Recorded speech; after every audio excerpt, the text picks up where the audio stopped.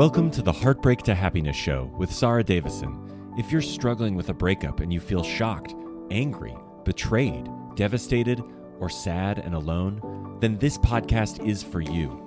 Best-selling author and award-winning host Sarah Davison shares how you too can get on with your life to heal, grow, and move from heartbreak to happiness. Here's your host, Sarah Davison.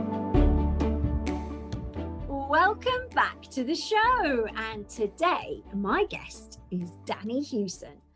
Danni is a financial analyst at AJ Bell, which is one of the UK's leading investment platforms. She joined them in 2021 and she works across television, radio and online platforms as a commentator and writer, delivering insight and analysis across UK and global business and financial sectors. She brings experience and insight from her 19 years working at the BBC, presenting and reporting on business news across a variety of programmes, including BBC Breakfast and Radio 5 Live's flagship business programme, Wake Up to Money. Danni has a passion for making financial reporting understandable and relevant to all audiences and brings a high level of financial and economic expertise. So I am super excited to welcome Danni Hewson to the show. Welcome, Danni. Hi, thanks very much for having me. Well, I'm really excited that you've joined us. I mean, you've got a phenomenal career that you've had over the years. Tell us just a little bit about you, Danni, and what you're doing now. Well, I worked for the BBC for 20 years, going out and talking to people about finance and money and business predominantly. And in the last year, with COVID and everything happening, I've switched jobs and I'm now working for an investment platform called AJ Bell. And I am a financial analyst. So I basically look at everything that is going on in the world, you know, unemployment and inflation and the rising cost of living. That's something we're all talking about an awful lot right now, and just figure out how that's going to impact businesses and people. So that's what I'm doing, mostly from my kitchen table.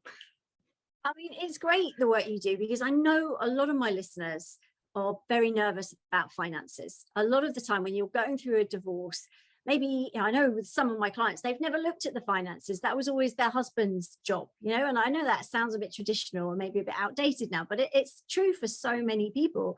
And then also, you know, going through having to budget and looking at the long-term planning, all this can come as a bit of a shock, and finances can be really scary. So what are the things that you see for people coming out of divorces, especially women?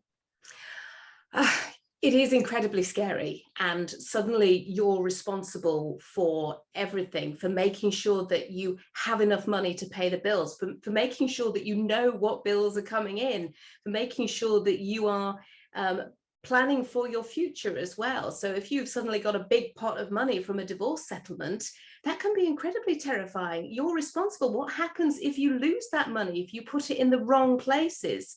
And who do you talk to about it? Where do you get that financial advice from? And it is really important, if you don't understand and you can afford it, to get some kind of financial advice. I will say, though, that there are some great sites out there. Advice Now has some fantastic advice in really good old-fashioned plain English, because that can be a huge issue as well, just understanding some of the terminology. I mean, they don't make it easy. And also there is Resolution. That's a really good source of information for all things connected to divorce.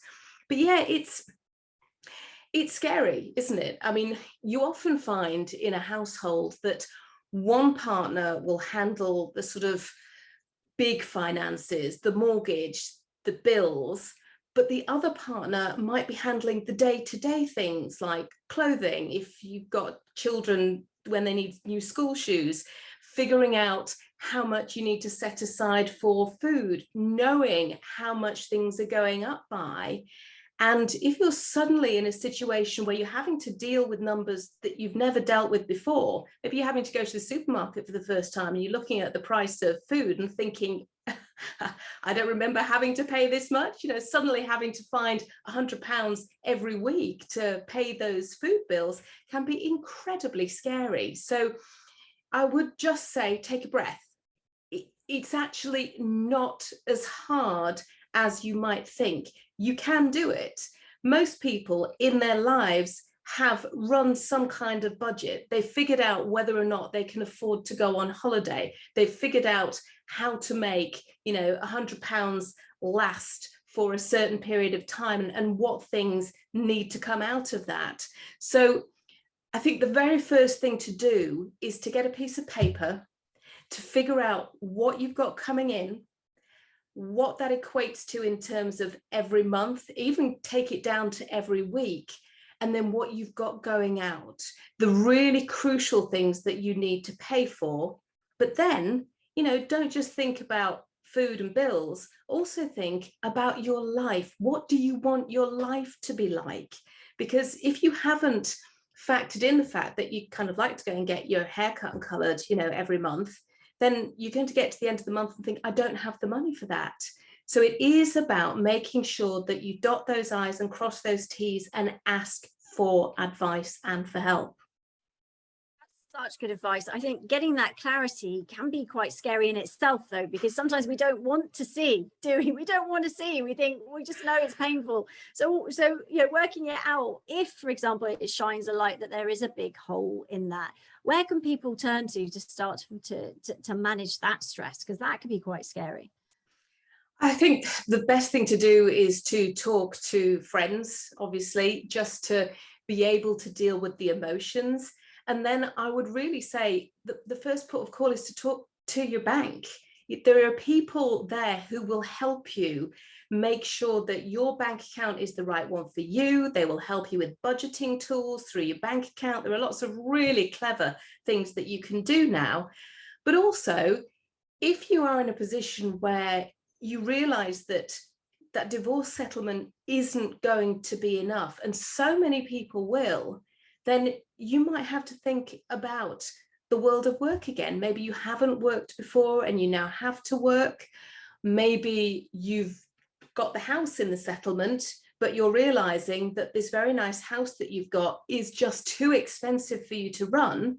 Well, maybe you do have to put those emotions aside and think proactively and move to a smaller house that is cheaper, and then take that money and put it somewhere where it is going to work for you. So either put it into a pension so that you do have an income when you decide to retire, put it into some kind of ISA so that it's tax protected, and really think about how that money is going to make your life run smoothly, because you've probably got quite a long life left to live and you want to make the most out of it. So don't be scared and just start to take those first steps. As I said, there's a lot of advice out there. You know, places like Citizens Advice as well are very good if you've got real concerns about certain things. Although, of course, you know, a lot of them are inundated at the moment because of the pandemic. But as I say, those two websites that I mentioned earlier,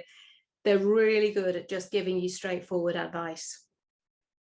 That's really good advice in itself. I think when it comes to the family home, this is something I see with my coaching clients. There's a lot of emotion in that decision, isn't there? And it's not really a financial decision. It's like, well, I've got to stay in the family home because the kids are there and that's what they know.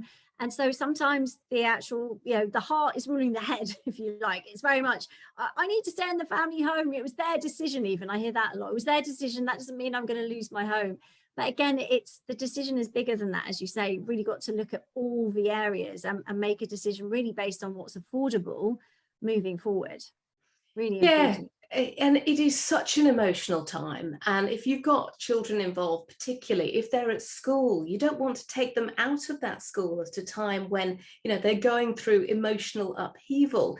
You've probably got friends that live around you, and that support network is really, really important.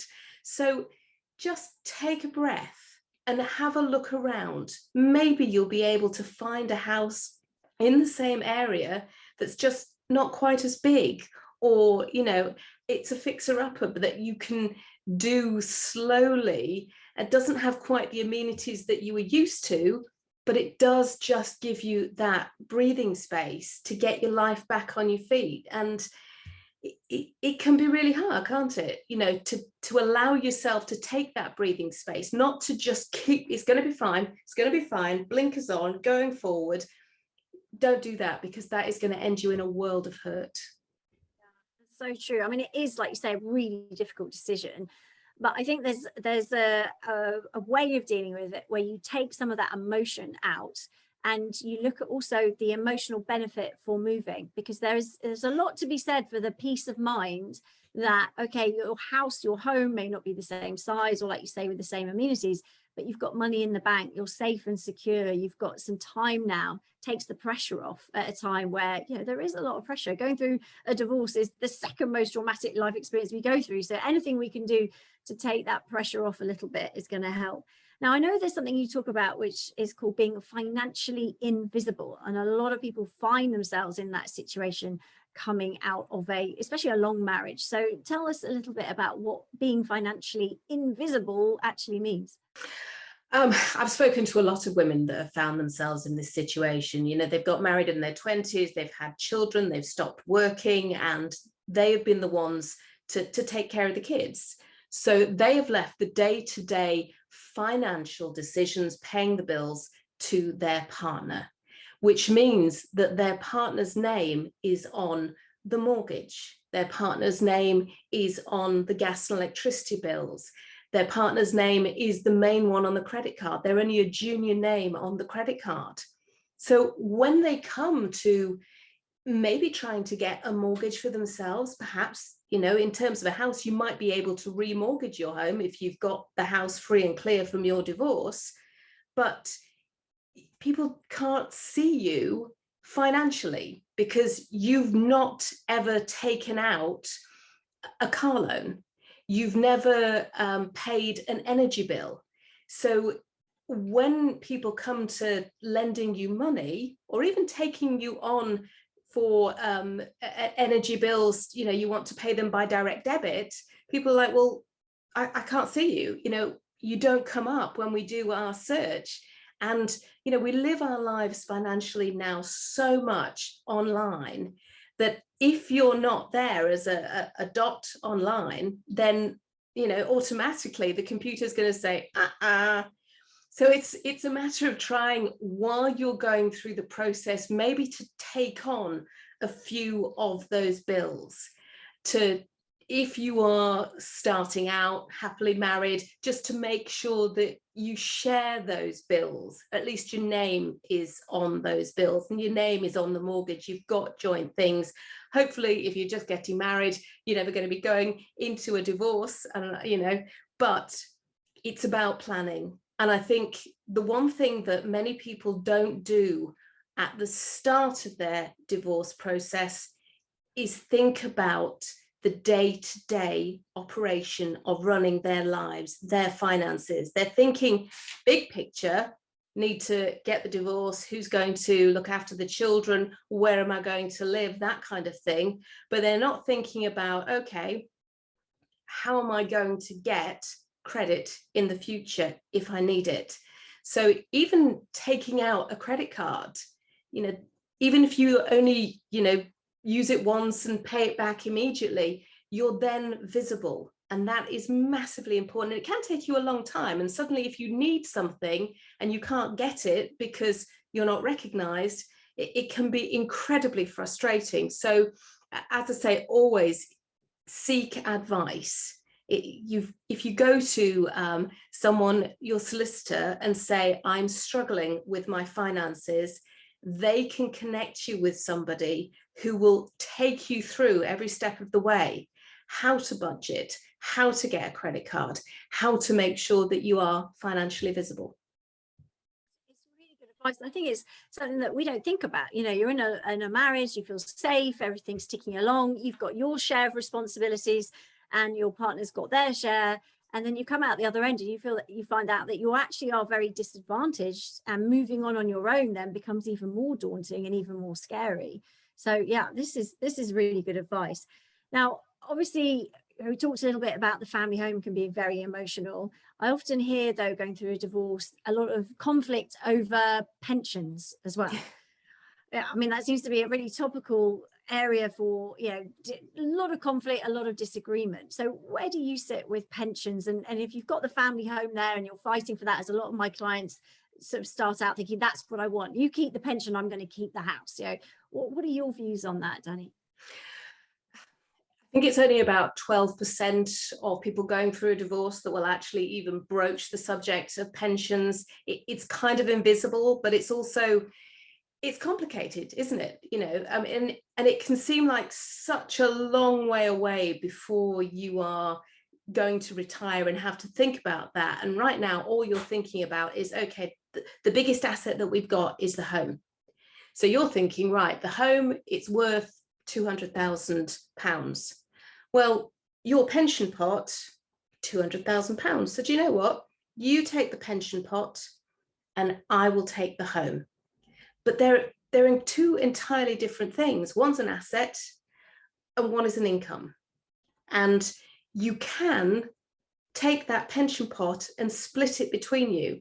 It used to be that with a pension, you would have something called a defined benefit pension. So it could get quite complicated in order to access some of your partner's pension, you would have to go down this sort of shared route, which would mean that you would need to keep communications open and you would have to wait until they retired to maybe get half of the income from their pension. You would get that paid to you as they got their income paid. Now, most people don't have defined benefit pensions, so you can just split the pot. And the pension provider will usually say, right, no problem at all, let's just keep it with us. And you split the pot, and then you've both got two separate pensions. And then, it grows over time, and then you have an income. And in terms of your future, think about what your house will be worth. Will you be able to sell it? Can you bring yourself to sell it? How much of an upheaval would it be to sell it?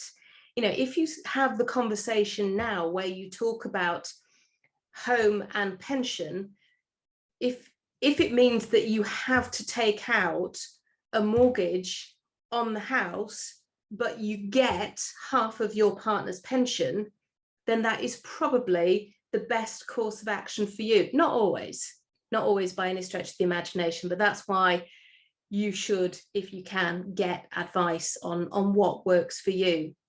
But because it is so complicated, because some of the figures associated with it are, if you look at your pension now and you think, right, well, what's it worth?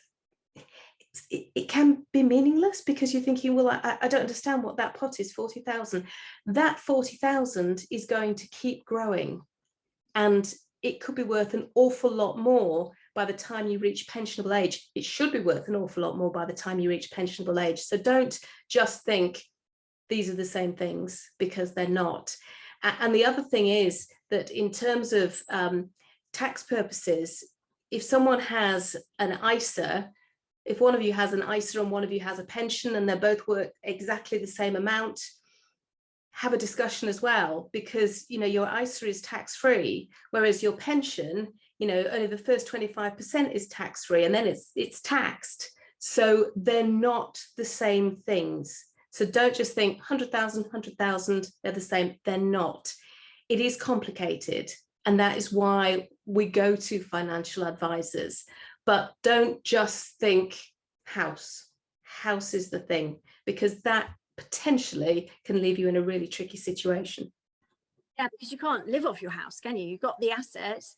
I mean, I think the difference is we're emotionally attached to the house. We're probably not emotionally attached to an ISA or a pension. So I think that kind of clouds it. But that the house, you get the house, but you haven't got an income then, do you? No, exactly that. And there is, when you're going through divorce, it's such a huge amount of upheaval, and you're just wanting security. And the four walls that feel like the most security that you can get. And you might think, I'm going to fight for that above everything else. I'm not even going to be bothered to talk about the pension, because he's been working or she's been working. She saved all of that money. I've been looking after the home. I've got the kids. I want to keep them safe. So yeah, I know how much the house is worth. I don't really understand how much the pension is worth. And I think it can be really off-putting then to start talking about them as like things, but it's really important. I think this is fascinating. So I know a lot of my listeners will be thinking, gosh, I hadn't even thought of that, Danni. So this is fabulous. This is really good. Now, another thing that I get asked a lot is, Sarah, is there a good time to get divorced? Now, from an emotional point of view, no, when you feel ready and, move forward. And I know that we've got the no fault divorce coming up in April. So I know that a lot of people are waiting for April at the moment because of that. But there might be other reasons that, April might be a good time of year to get divorced, Danni. So tell us a little bit about that. Yeah, it's crazy, isn't it? You wouldn't think that there was a good month to get divorced, but actually there is. And April is a good month to get divorced because it is the start of the tax year. Now, if you've only got a house and a pension, then this really isn't going to matter too much to you. But if you've got other kinds of assets, if you've got shares, if you've got rental properties, then you might then get into a situation where you have to pay capital gains tax. And if you've ever been made redundant and you are given a redundancy payout, you know that you get taxed on that. If you get made redundant, you get a huge lump sum in April. Well, you've not earned anything that year so far. So in terms of how much tax you need to pay on it, you've still got your a tax-free amount that you can take. So it's not going to be as much as if you get all the way through to March when you've paid a full year of tax, you've used all your allowances, because you're suddenly getting a massive chunk. You're getting more that year than you've ever had before.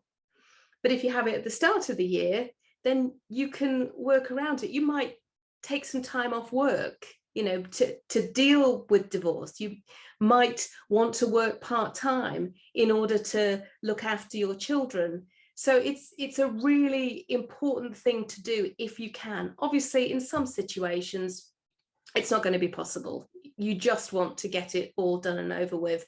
And as I say, if you're only talking about pensions and the house, this probably isn't going to make a difference. But if you are talking about anything where capital gains tax applies, then do think about it, because you will save yourself some dosh.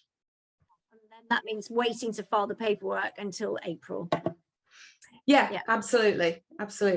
And it might be, if you're talking about, May, June, July, August, you've still got a chunk of time. But if you're getting to December, January, February, then in terms of how long it's going to take to sort all of those things out and how much extra tax you might have to pay, it's worth just waiting a few weeks. That's really valuable advice there. Really, really good. Now, for those people that have come out the end of the divorce, they've got their settlement and they're thinking, gosh, it's a bit low. I really need to generate some more money coming into the house. I know right now, coming out of the pandemic, things, especially in the UK, is supposedly starting to pick up. Getting a job, is now a good time to be looking for work, do you think, Danni?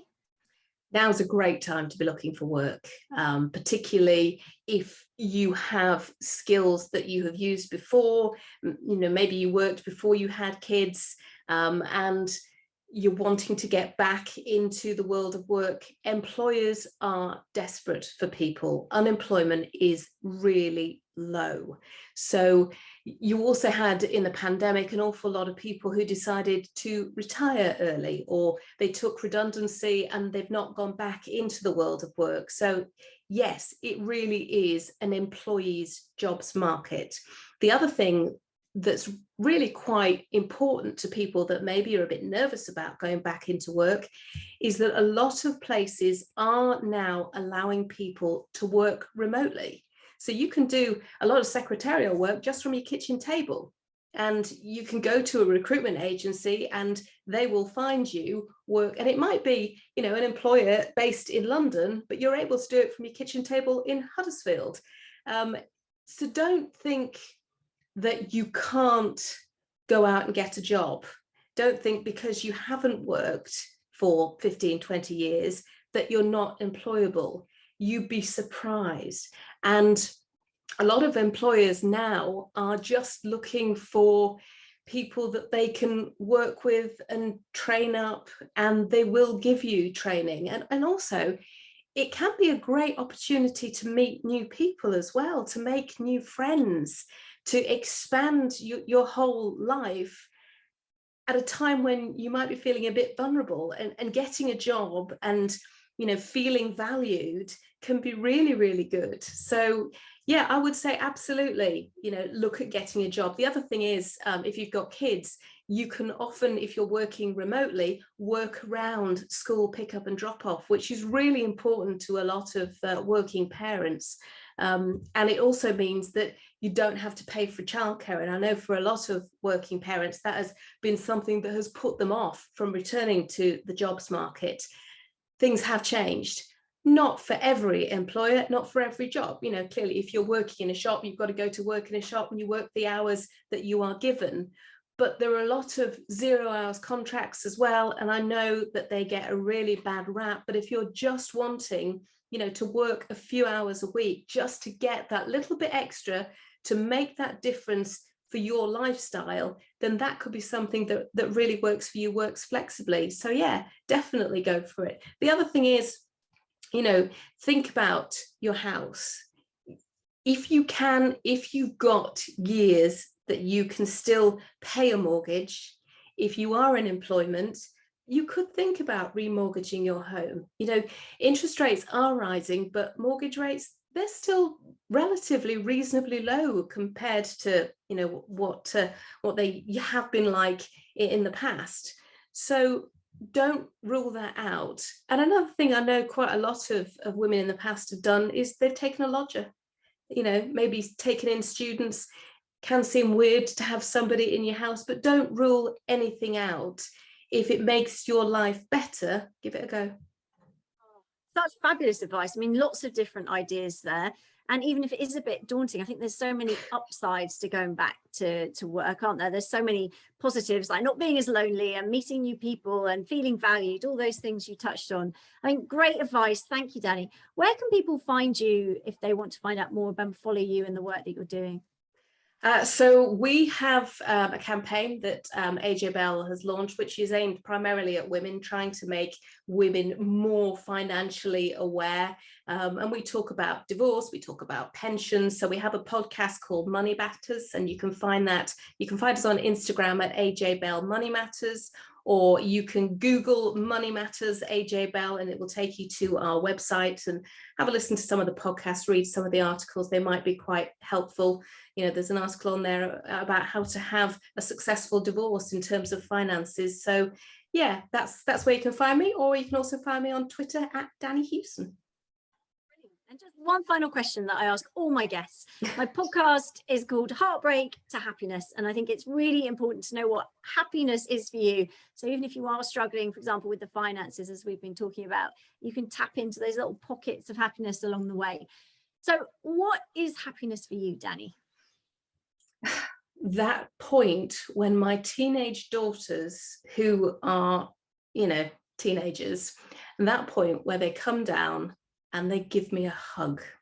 It happens so rarely that it is just the most wonderful thing. And if they give you a hug with saying, you know, I love you, mum, or you're a great mum, then that is just, yeah, that's gold. I love it. I love it. I know. I love it when my son hugs me too. Again, very rare. He's a teenager too.